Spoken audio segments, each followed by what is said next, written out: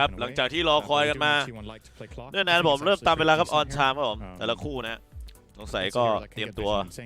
ตามเวลาเลยครับตรงกำหนดนะฮะเริ่มก่อนเริ่มหลังก็ว่ากันไปนะฮะมาดูกันต่อครับทั้งชีวันแล้วก็อาริอันนะไลออนลีน่าไปครับผมฝั่งด้านอาริอันก็แซนคิงครับแล้วก็ออมมิไนนะto compensate for the fact that they get double counterpicked in the end of the draft. So I'm a little bit worried for T1 if these are like defined roles, even if it doesn't look like the band ด้านของฝั่งUltimate ไปครับเฟลสวย already kind of locked them in their minds what they are. ก่อน I think ต้อง they're การล็อกออน a little bit in คีเปอร์ตัวอะไรครับโดนแบนอยู่แล้วเช่นตามด้วยเทมพลาแล้วก็ตัวของสลาด้าบอก When you have heroes like Lena, it's such a generic mid hero. You don't really feel bad laning into anything, right? Like there's not really those Visage brood อยู่ style ด้านทางชีวันก็เริ่มแคมป์นะฮะ picking a Lena ที่โรมาเนียยาวๆครับผมนะฮะแล้วก็ค่อยเตรียมพร้อมที่จะลุยกันต่อในศึก TI นั่นเอง any of the big boys and then suddenly even if you don't have the last picks in the draft you've got a very clean looking lineup T1 are going to ban out both Sven and Slark. It's two of the carries ก็ตัด ด้าน Sven ไปบอกตามด้วย Slark ครับ against Virtus สนใจครับในตัวนี้ in a game that I think the rest of their strategy just fell short, but the Omni Slark definitely show what it's capable of doing. The concept was strong, and Sven has just been the #1 pairing with Omni in this tournament. And I think, honestly, most of the wins that I remember seeing with Omni was together with Sven, in particular when either Sven was the closing pick of the first phase, or the Omni Sven was picked second phase, which has happened once or twice at least. So. And this is interesting.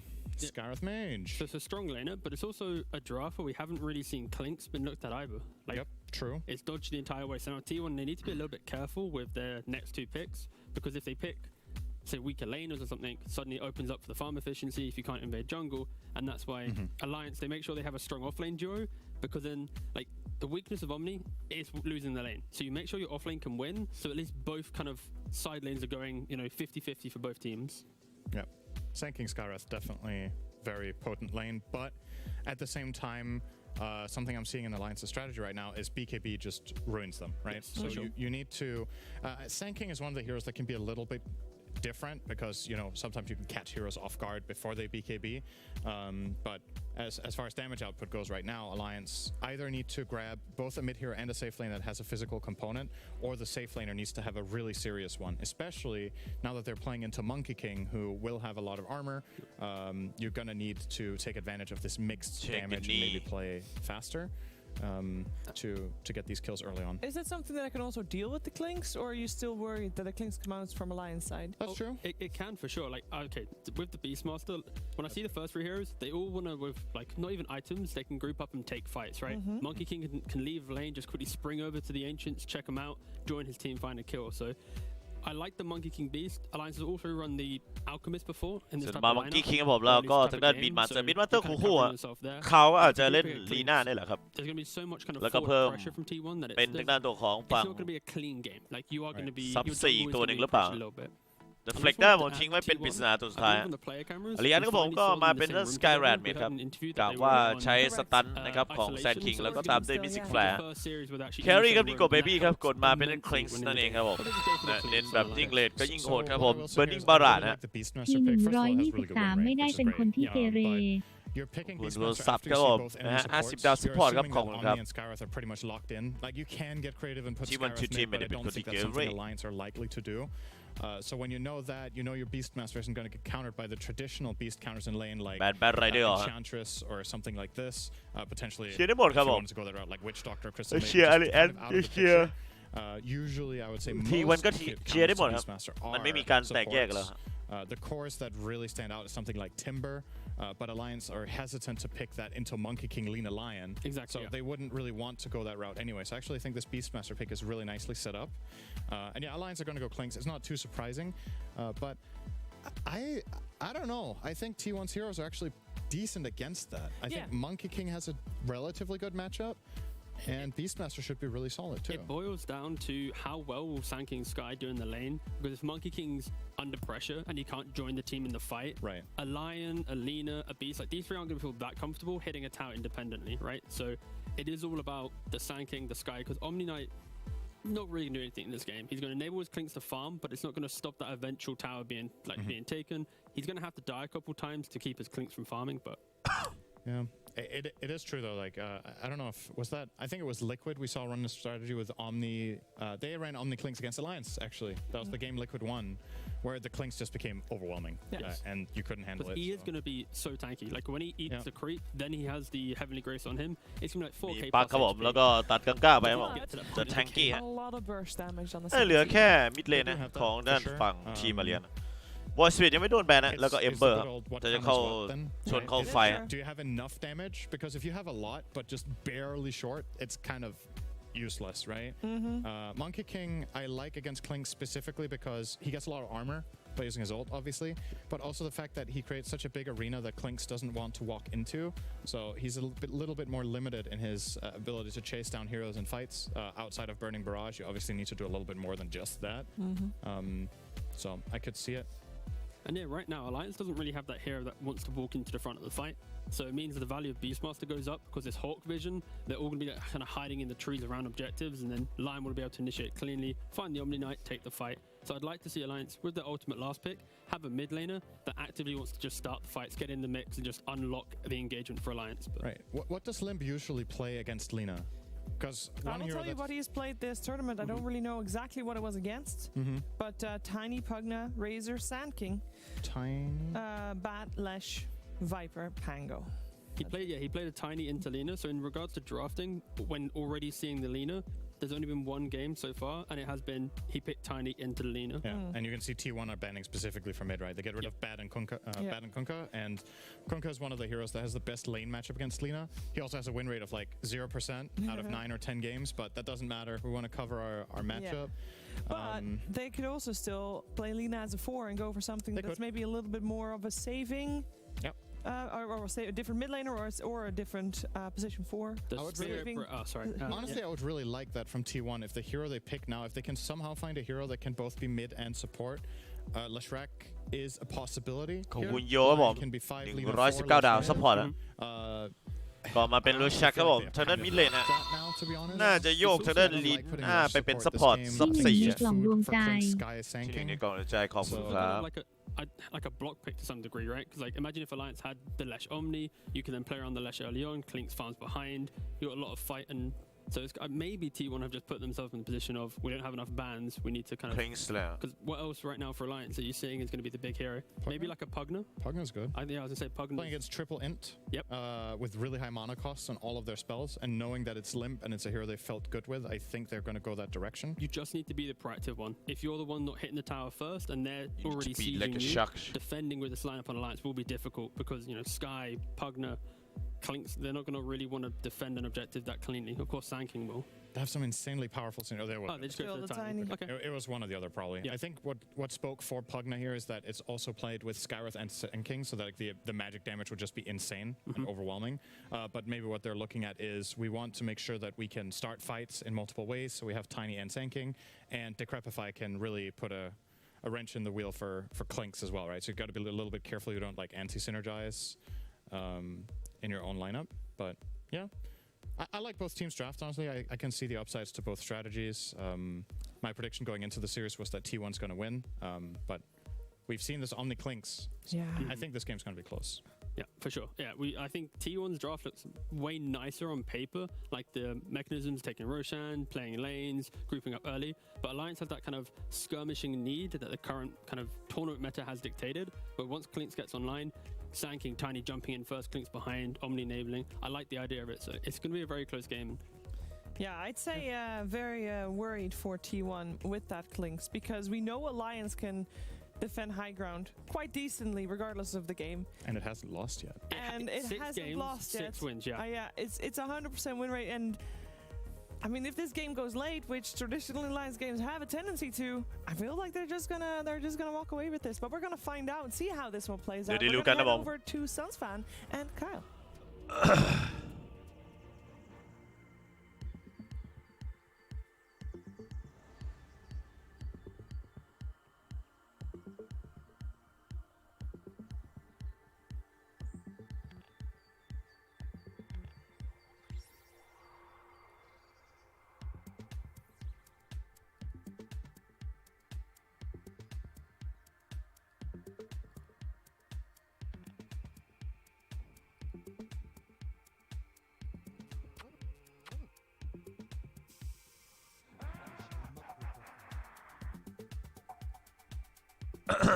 เดี๋ยวเตรียมตัวครับผมในคู่นี้ชอบที่ไหนรักที่ไหนก็ว่าไปฮะ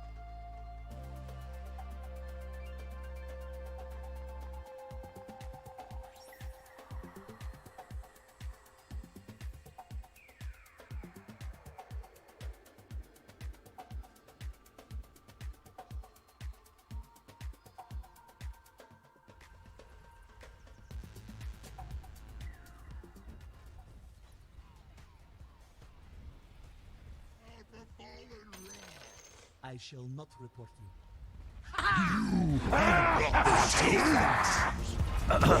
Done.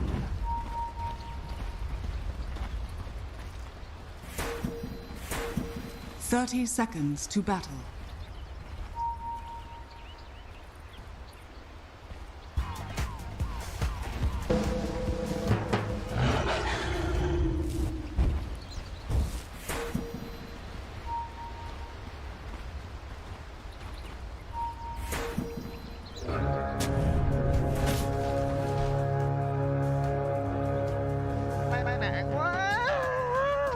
The battle begins. Winnable guys อาริยันครับผมกับเจ้าทีวันครับผมมาแล้วฮะในศึกการแข่งขันของผมนะโดยต้องถูกผมอ่อนแรงกันนิดนึงนะฮะเพราะว่าวันนี้ควบ2จักรวาลของผมนั่นคือโดต้าทูแล้วก็วอริมนะครับรายการ ESL เหมือนกันนะครับอ่ะเดี๋ยวก็ต่อไปครับโดดีเลย์สดตรงนะถึงใจคนดูทุกคนแน่นอนนะฮะอาริยันครับผมมาเป็นไทนี่มิดครับผมลิมครับเรียกได้ว่าเป็นฮีโร่ตัวเก่งของเขานะเจอนั้นคาผมเลแชกก็ตัวจี๊ดของเขาเหมือนกันนะมาดูว่าใครจะจี๊ดจ๊าดกว่านะทักทายด้วยสวิตผมหยุดยั้งกันไว้ครับแต่นี่ก็ฟาดนะฟาดจนไม้แตกครับผมดาเมจเอาเรื่องเอาราวสำหรับนั่นไตรนี่สวัสดีครับผมสวัสดีครับทุกคนฮะเร่งฟาร์มเอาถึงด้านตัวของฝั่งเขาสายฟ้าก่อนเลยครับคริงนะฮะก่อนอื่นต้องมีเพาเทรดก่อน Radiant's นะครับ bottom tower is under attack. ชอบดราฟฝั่งไหนครับผมชอบดราฟฝั่งทีมT1นะดูแบบสตันเยอะดีครับนะฮะชอบสตันเป็นชีวิตจิตใจแล้วไฟกันมันๆครับผมต้องดูว่าปิดลงหรือเปล่าครับเพราะว่าฝั่งทางด้านทีมอาริอันเนี่ยคลิงกับผมยิ่งเลทก็ยิ่งโหดนะตามที่ว่าไว้ครับ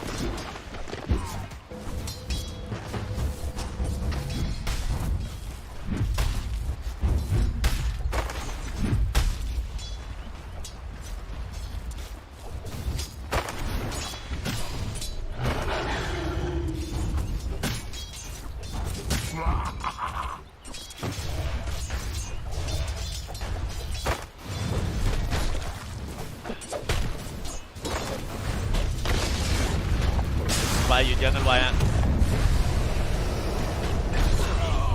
เปิดมาผมฝั่งเดินเฟิร์สบัตกับแฮนสเกิลจัดการไวมอนครับผมสแปมฮะด้านสกิลผมจะแปลงร่างลงครับหลบไม่ทันนะกระสุนโปรเจกต์ไทมันอาจจะช้านะ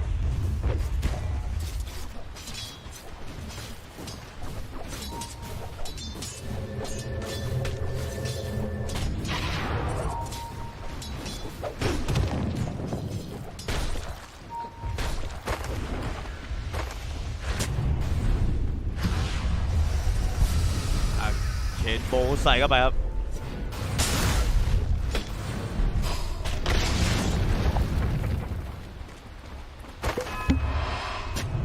นี่3เปิดอีกทีฮะสปินเนอร์เหยียบลงไปฮะอัดเต็มก็บอกใส่ด้วยโดของริมฮะ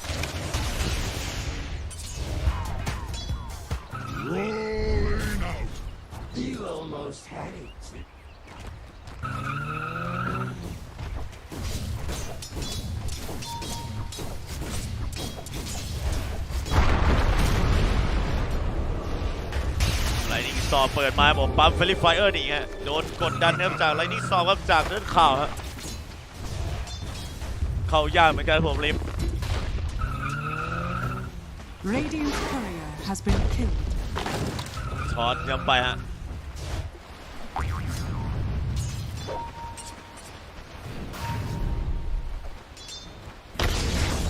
สไปร์หยุดไว้ผมอัดนะฮะลงย้ำต่อยทีฮะตีครับผมตีจริงๆโอเวอร์ซี่ขอฟาดทีเดียวก็ถึงหรือเปล่าถึงพอดีด้วยฮะทีซาเวทครับ1-1ครับตอนนี้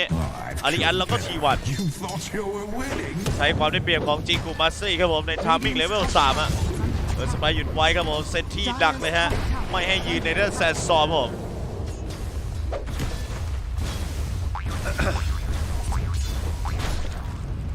เรียบร้อยฮะ Look out for fallen rocks.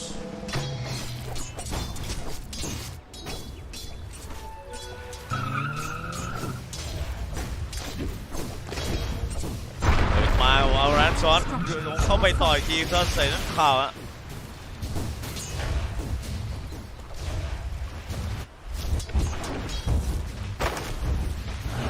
1-1ฮะ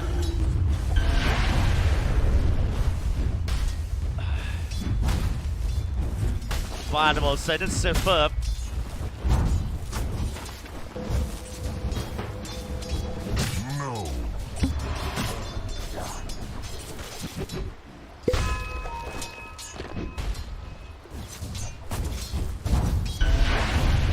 ไรส์ไซอารีฮะ A tithe to the impurity. Rolling stone. Rolling Stone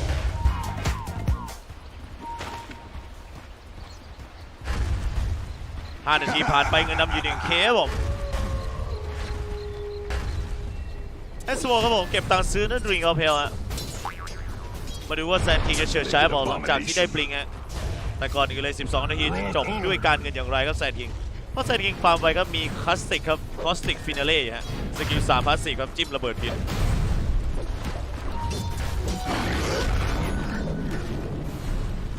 บอลเดนไซฟ้าครับ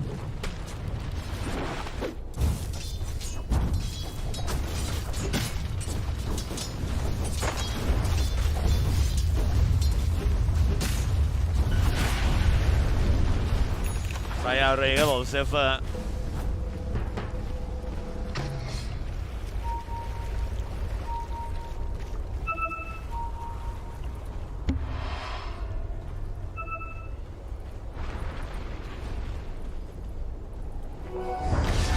สไปร์หยุดไว้ครับผมตีใส่บอลไซเสียบเปิดมา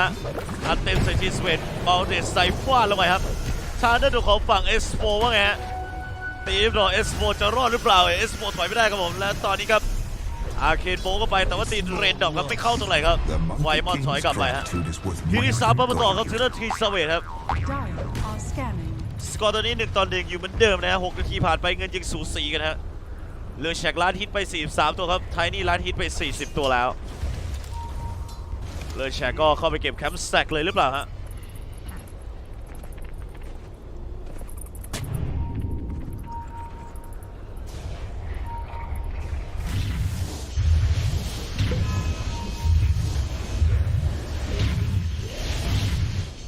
ไปครับผมพาวโซวาเลยฮะ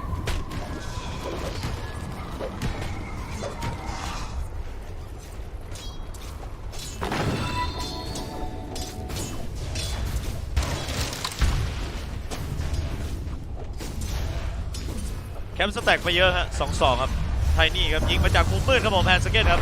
เอาแลนด์ฟอร์ดหมดเข้าไปเรียบร้อยฮะเป็นมิชชั่นของด้านอาริอันครับตรงกลางฮะส่วนทางฝั่งทีมทีวันไม่มีมิชชั่นเลยฮะ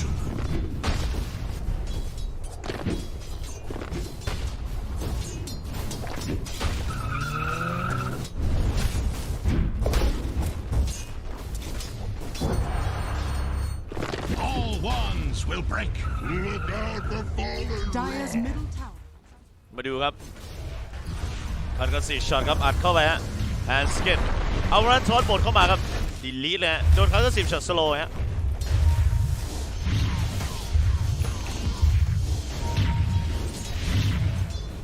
มาเดินเฟซบุ๊กครับ Radiant's middle tower is under attack.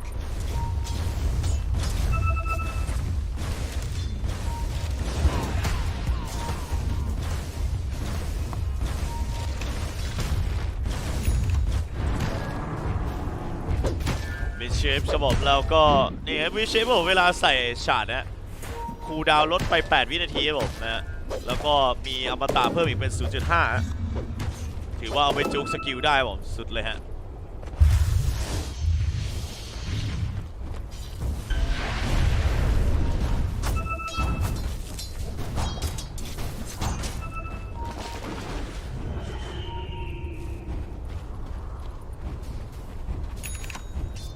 มาเป็นด้านของฝั่งสโมกออฟดิซีสครับ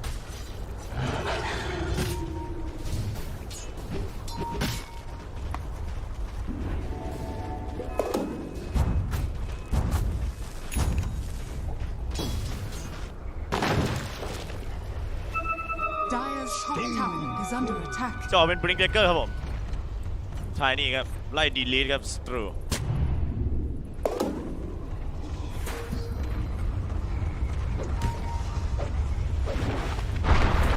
เอาแรนเปิดครับยีพิกเซนเตอร์เข้ามาครับเรียบร้อยยั้งไว้ก่อนครับบนไซด์ดีกว่าโอ้ไม่จำเป็นต้องจ่ายสกิลเยอะเลยขนาดนั้นเลยฮะรอไล่จับด้วยมังกี้คิงแผ่นนี้ครับกระโดดไหมฮะ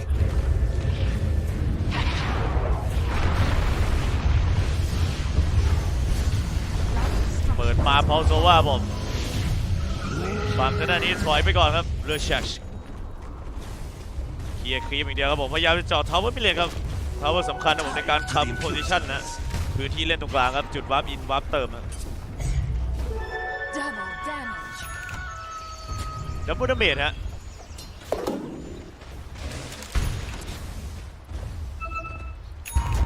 สโมกมาครับผมไฟมอนแล้วก็ข่าว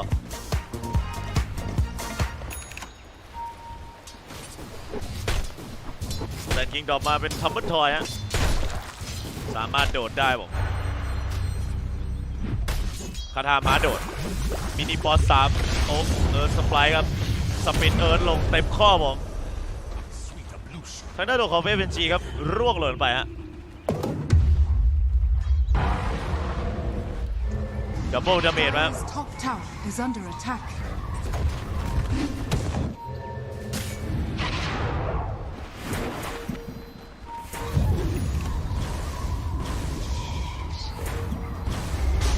อีพิสเตอร์ครับเสียเปิดมาจังหวะนี้ครับอีพิสเตอร์ใส่เต็มที่ด้วยข่าวสปินเนอร์เดียบลงต่ออีกทีเพื่อเพเปอร์เกสไปใส่ด้วยเอสโฟผมด้านของข่าวว่าแกมิติกแฟร์แล้วก็บอกแล้วก็ยิงคาร์ลติกช็อตมานี้ไพ่เมื่อรอไปแล้วก็ถอยกับคู่ฮะ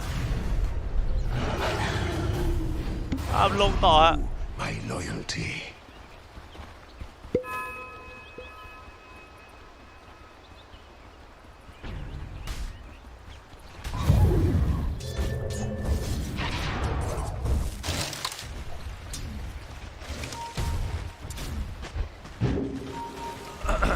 พอยบอลสปริงครับ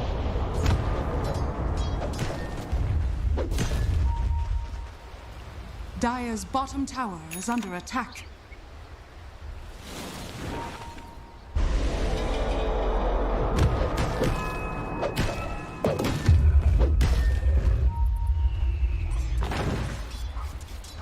มาดูพื้นที่เล่นของบังกี้คิงแดงเถื่อนครับผมในเลนบนฮะ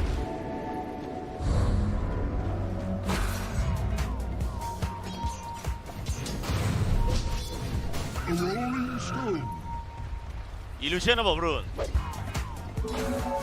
ปิดไปก่อนเทอร์จีซาเวต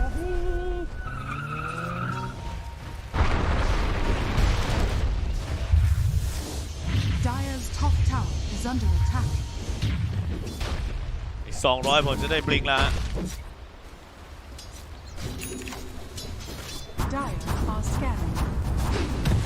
บอลใส่ฟาดแล้วครับผมนี่โกเบบี้ฮะวินวอลถอยโปรยดันไปไม่ถึงแล้วถึงอยู่ครับผมกระโดดแทร็กกิ้งหัวมาเวฟแล้วก็สแลปไปไลท์ไซเรนลงย้ำต่อหลักหน้าเบสยิงย้ำไป1 ทีเปิดครับผมเข้าเติมเกมผมเซปเปอร์ฮะ3-2ตอนนี้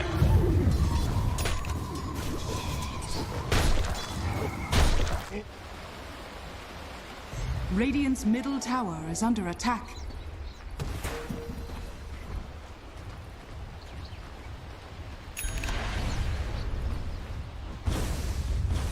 Dire's bottom tower is under attack. บลิงครับผม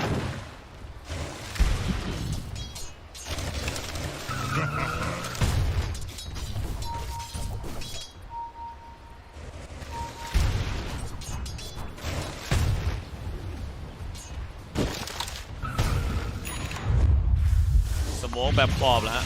มีนกส่องไว้อยู่ครับแต่น่าจะไม่เห็นครับวิชั่นมันตันนะ Radiant's top tower is under attack.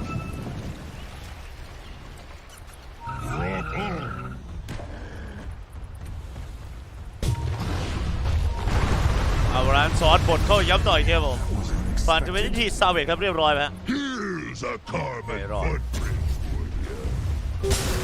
เปิดมาบอลลูนไซด์ครับผมเสียบมาถึงไปครับผมที่เซฟเฟอร์ฮะ Radiant's middle เซนที่ tower ปัก is ดักไว้ under ก่อนครับผม attack. ทางฝั่งเซฟเฟอร์ไปฮะเอาร้านครับผมเปิดเข้ามาย้ำอีกทีผมทางด้านเซฟเฟอร์ตายเอาไพ่มารออยู่ไว้ครับคู่แล้วก็ถอยฮะเอมิลี่เกรชครับไปย้ำต่อบอลลูนไซด์ครับถอยออกมาเหมือนกันฮะ S4 คือวัน Radiant's ทำให้หาย bottom ง่วง tower ที is under attack. มีบูทเขียวแล้วครับไลออน Dire's top tower has fallen.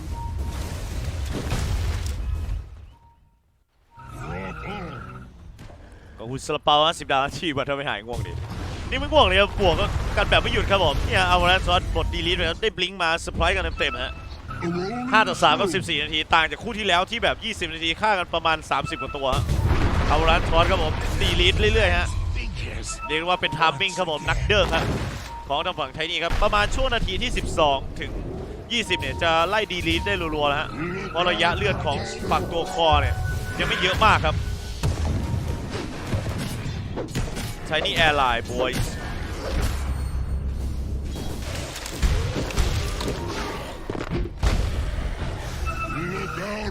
เป็นเรื่องธรรมดาของคริงแล้วคริงแพทนี้คือ15 นาที 18 นาทีเนี่ยคุณมองข้ามไปเลยฮะมันจะไม่มีการโผล่มาอิบานแน่นอนยกเว้นนะฮะว่าฟาร์มแบบยาวๆจนเงินทะลุฮะซึ่งคุณมองเงินของคริงตอนนี้เนี่ยเงินประมาณ 6,900 ผมคริงเนี่ยจะเก็บเงินแบบก้าวกระโดดครับผมแล้วก็ดาเมจจะแรงขึ้นเรื่อยๆครับเพราะว่าสกิลหนึ่งของคริงเนี่ยสามารถใช้ modify ดาเมจได้ครับผมนั่นคือพวกค้อนสายฟ้าพวกลดเกราะพวกคิติคอลครับEye of Scardy ประมาณนั้นเลยฮะนั่นแหละครับผมนั่นคือความสามารถของคริงครับในแพทนี้ซึ่งเลทจะจัดยิ่งโหดยิ่งเดือดฮะ Dire's middle tower และตัวของคริงตีป้อมได้เพราะว่าใช้ธนูไฟยิงทาวเวอร์ได้ฮะโปรโซเซียเปิดมาใส่ครับผมวูคองกำมานเปิดไว้ก่อนครับการ์เดียนเจลเคลือบใส่หน้าโนของฝั่งทีมนี้พายมารอไปแล้วจะวิ่งโดนเอาไรทอนระเบิดนิ่งบาราดมาพร้อมทอนครับผมเรียบร้อยครับคู่อีพิกเซนเตอร์เข้ามาหาใครไม่เจอเพราะทางฝั่งทีมมันยืนโซนอยู่ในวูคองกำมานครับเสียอีพิกเซนเตอร์ไปฟรีครับผม S4 Radiant's top tower is under attack. เอาเบอร์ตรงกลางครับผมเคลียร์ไปฮะอาริอันแฮกกันอย่างเดียวฮะเก็บตังค์ซื้อไอออสการ์ดี้ครับนิโก้ฮะเป็นตัวที่ไม่ได้ใส่หัวใจแต่เลือด 4,000 ได้ครับในตอนเลนเกมครับด้วยสกิลเดดแพ็กครับผมสกิลอัลติเมทครับของคลิง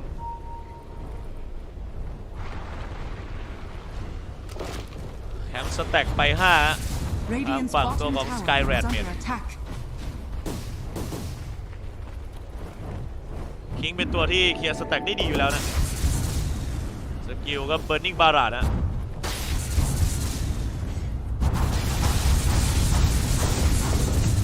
ติดค้อนสายฟ้าด้วยครับเกียร์กองใหญ่สบายฮะบูดาวไม่แย่เลยครับสกิลหนึ่งเบิร์นนิ่งบาราดฟิโลโซเฟอร์สโตนดอกมาคู่ตอนนี้ของป่าในแต่ละเทียร์นี่ไม่ต้องแย่งกันแล้วดรอป5 ชิ้นครับผมใครอยากใส่อะไรก็ใส่ไปฮะได้ครบกันทุกคน Echo Saber ครับไทยนี่สายดับเบิลหัวนะ Radiant's bottom tower is under attack. Radiant structures are fortified. Radiant's bottom tower has fallen. นี่ก็ดูอะ เบิร์นิ่งบาร์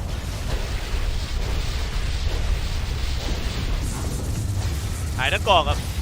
คือยิงไปแล้วคอสสายฟ้าออกด้วย Bottom tower is under attack. ของมันแจ๋ว Dire's top tower is under attack.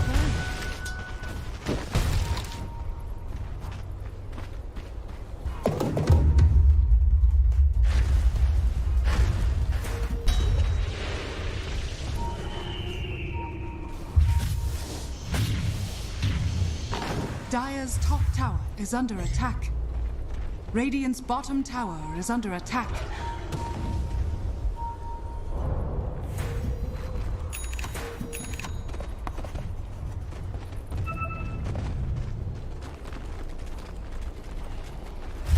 โมเปิดมา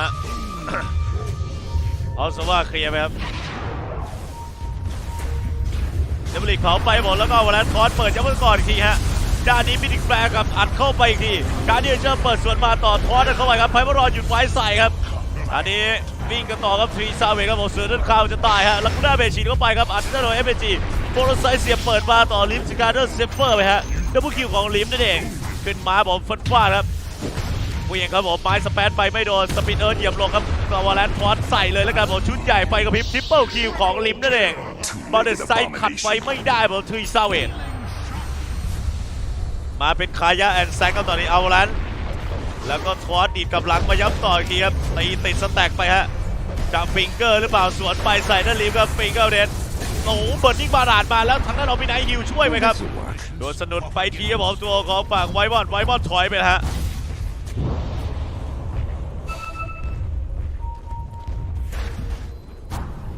12-3ฮะโอ้ยเอาแล้วทอสได้เบิร์ดนิ่งบาราดนะแทงเข้าไปโอ้โหแซนคิงสตัน4เหลือเชื่อใช่ไหม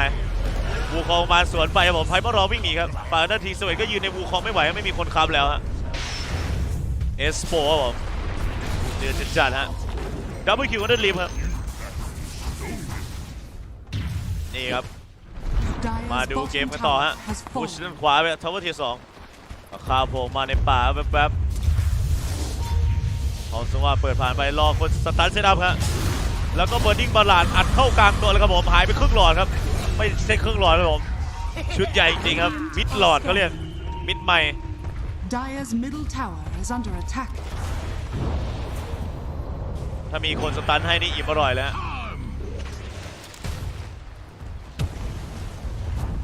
Dire's bottom tower is under attack. ตีนั่นทาวเวอร์ไปตามอยู่ 5K ครับนี้ทางด้านฝั่ง T1 ครับอาริแอนตีทาวเวอร์ด้านล่างเทียร์ 2ไปอีกฮะ Radiant's top tower is under attack. สตาร์เยอะจีจานผิดแผนไม่หน่อยครับ T1 ฮะจากตอนแรกว่าจะจีจานช่วงต้นเกมมีตัวตีบ้านตัวสตันเยอะฮะแต่ทำไม่ได้ครับผมโดนฝั่งอาริแอนผมเกมก็เข้าใส่ฮะออกมาเป็น AC ต่อครับทางด้านไทยนี่ครับ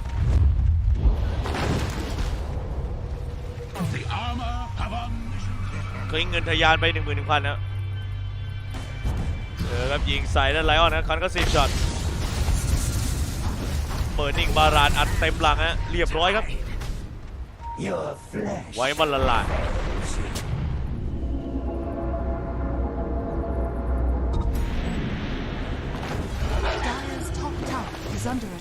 ผมมองอีกทีนึงคือทางด้านบังกี้คิงก็ต้องการไอเทมเหมือนกันนะแล้วก็มาแก๊งต่อครับซึ่งตอนนี้เป็นการแก๊งที่ต้องไล่พิกออฟอาริอันให้ได้ผมในขณะเดียวกันนี้คลิงก็มีไอออสการ์ดี้ครับเลือด 2,700 นะคลิงเขามีเดดแพ็กนะในการกินคลิปแล้วก็เพิ่มแม็กเลือดครับ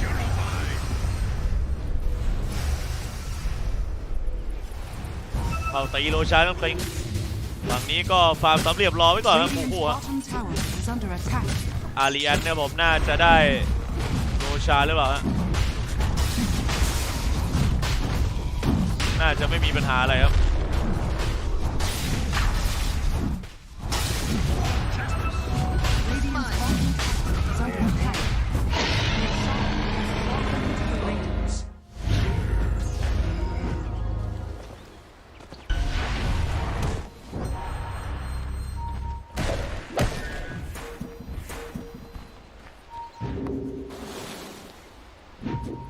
บอลเดนไซด์ว่าผมมังกี้คิงฮะ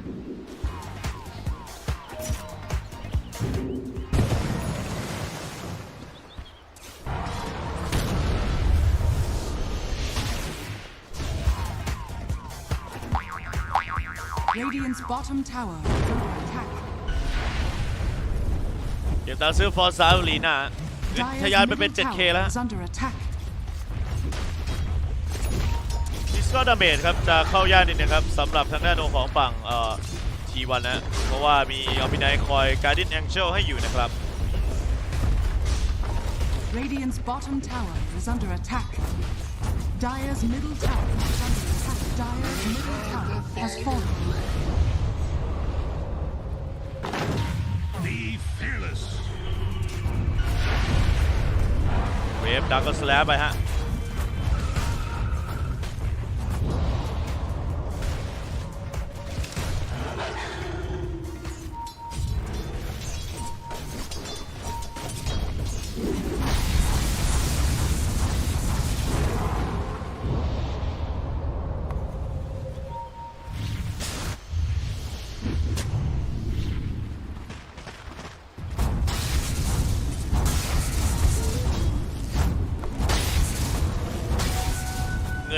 เงินทะยานโลดไปเหมือนจะแบบไม่มีวัน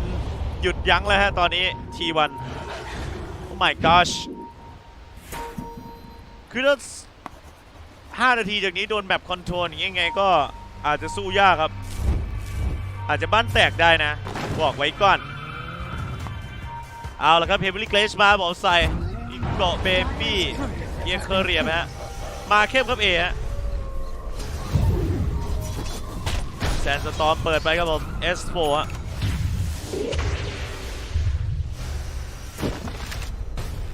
คือถ้าพังครั้งแรกครับผมมันจะพังไปเป็นโดมิโนนะโดมิโนเอฟเฟกต์ครับถ้าเรียกกันคุณหูคุณตาคือสโนว์บอลฮะ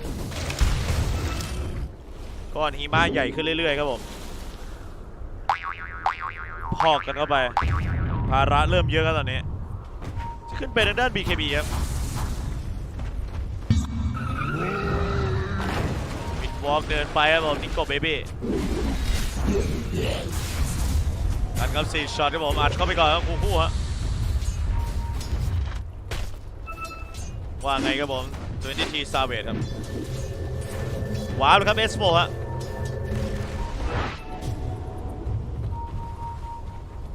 ขึ้นไปจะเอใครเลยด้านนี้ก็เราคลิปอยู่ฮะวุ้นเชิญไปแล้วก็ถอยครับทีซาเวตไซอาเรเปิดป่ามาจ้าเอตัวเองแซนสตอร์มไปก่อนครับแล้วโบลสไตล์เสียบเปิดอีกทีฮะจิ้มเรามาจิ้มเบเบ้สไตล์อาเรแล้วทอสมาต่อครับลอยแล้วลุยเดินไปฮะวิ่งไม้ย้ำต่ออีกทีครับผมลิฟต์จากการเซฟเฟอร์ฮะฝั่งนี้สไลด์ออกไปครับข่าวเปิดนิ่งบาลาครับผมอัดลงกลางตัวเกือบเป็นลมครับผมเจอสายฟ้าฟาดไปฮะIs that blood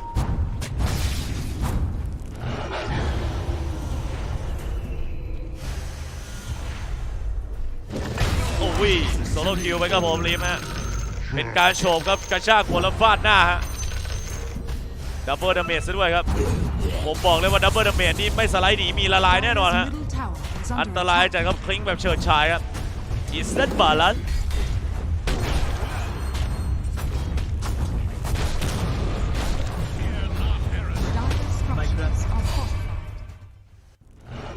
เข้าไปครับอวาแลนทอสโบกย้ำต่อแล้วคงเคลื่อนต้นไม้ปิดโซโล่คิวฮะริมดาเมจล้นจัดครับผมแล้วตรงกลางนี้มีเคมีเปิดไว้ข่าวเดิมทางด้านเบิร์นนิ่งอาร์มี่ครับผมเต็มไปหมดครับอากานิมชายเป็นโผล่มาฮะแล้วก็มีลูกหนูไล่ยิงย้ำต่อผมคิลลิ่งสปีดก็ได้นิโก้เบบี้ครับเต็มไปหมดเลยฮะตอนนี้ยัวเยีย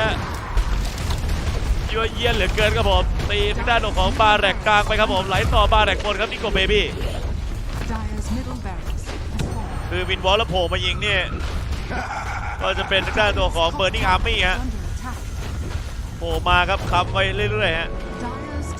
เอจีซอฟอิโมทัลหมดไปแล้วครับผมนิโก้เบบี้รีเจนเลือดมาเต็มสไตล์อาเรย์หยุดไว้ก่อนนะ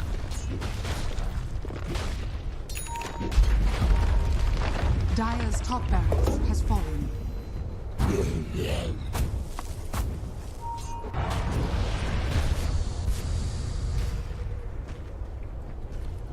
ไว้มอนครับอีก400ผมจะขึ้นเป็นบริงเนเกอร์ฮะ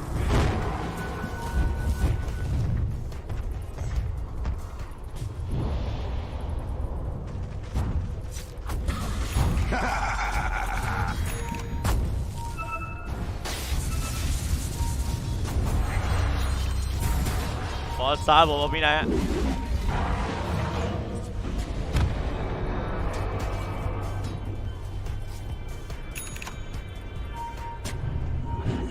KB ครับผมไทนี่ครับ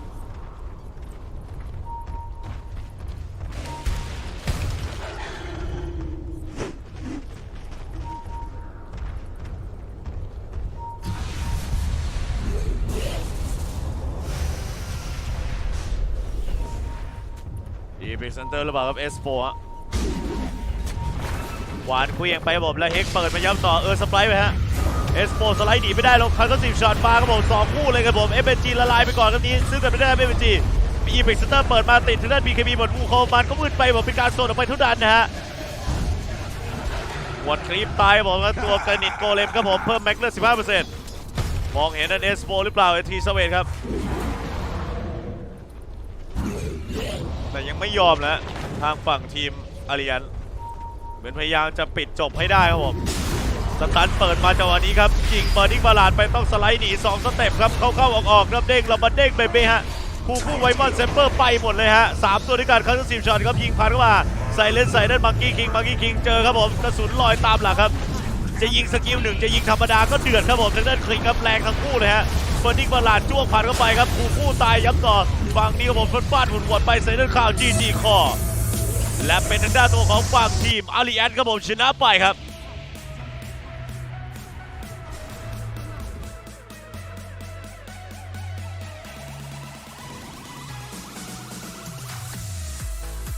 ความไวของทีวันครับผมไม่สามารถกำราบครับทางด้านตัวของอาริแอนครับที่เร็วกว่าได้ฮะ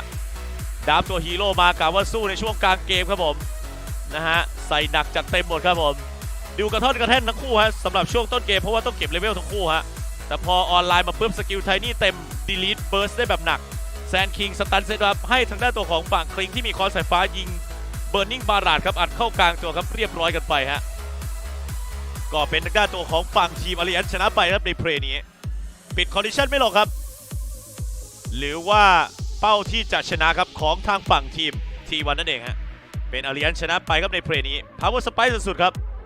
สตอมเลนไม่ได้แตกพ่ายกันไปจริงๆครับผมเดี๋ยวต่อกันในเกมหน้าครับอาริแอนT1